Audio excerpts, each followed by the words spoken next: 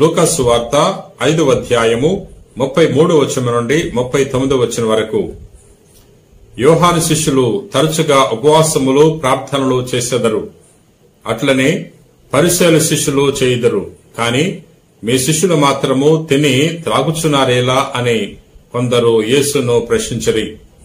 అందుకు యేసు, పెండ్లి కుమారుడు ఉన్నంత వరకు విందుకు వెళ్లిన వారు ఉపవాసము చేయుదురా? పెండ్లి కుమారుడు తమ వెంట ఉన్నంత వరకు ఆ ఇంటి వారి చేత ఉపవాసము చేయింపగలరా?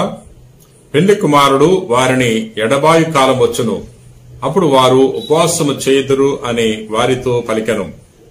ఒకరోజు పరిసయ్యులు ధర్మశాస్త్ర బోధకులు ప్రభు వద్దకు వచ్చి ప్రభుని ప్రశ్నిస్తున్నారు, ఎందుకు నీ శిష్యులు ఉపవాసం చేయట్లేదని.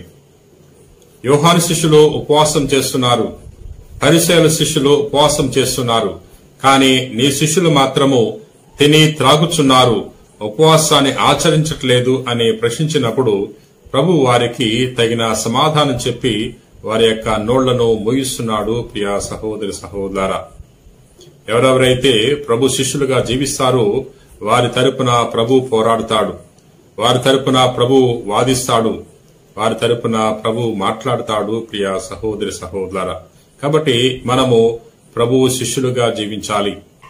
యేసు ప్రభు ఈ పరిసయ్యులు ధర్మశాస్త్ర బోధకుల యొక్క ఆచారాలను అనేక సార్లు ఖండించాడు, తప్పుబట్టాడు. ప్రభు ఈ విధంగా తెలియజేస్తున్నాడు, మానవులు ఏర్పాటు చేసిన నియమములను దైవ ప్రబోధములుగా వారు ప్రకటిస్తున్నారు, కాబట్టి వారి యొక్క ఆరాధన వ్యర్థమంటున్నాడు.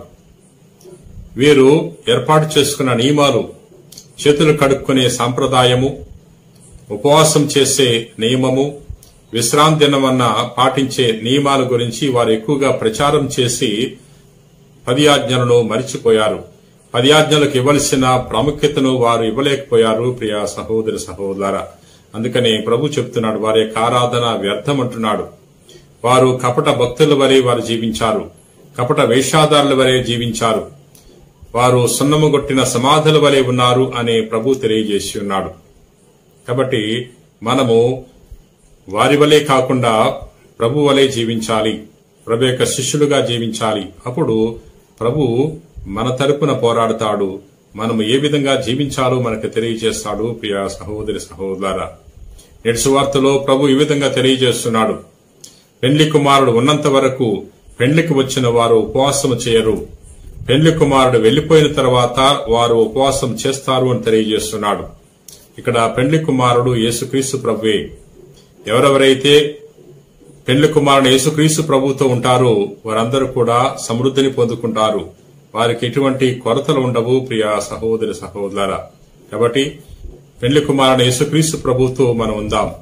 అనేక సన్నిధిలో మనం జీవించినప్పుడు మనకు ఎటువంటి ఇబ్బందులు, ఇక్కట్లు, కొరతలు ఉండవు. ప్రియా మిత్రులారా, ప్రేమ కలిగిన ప్రభువా, దయగిన సర్వేశ్వర, నేటి సువార్త ద్వారా మాతో మాట్లాడినందులకు నీకు వేలాది వందనాలు ప్రభు. ఈ రోజున ఎవరెవరైతే నీ వాక్యాన్ని ఆలకించి ప్రార్థన చేయించున్నారో అటువంటి వారందరినీ కూడా నీకు సమర్పిస్తున్నాం.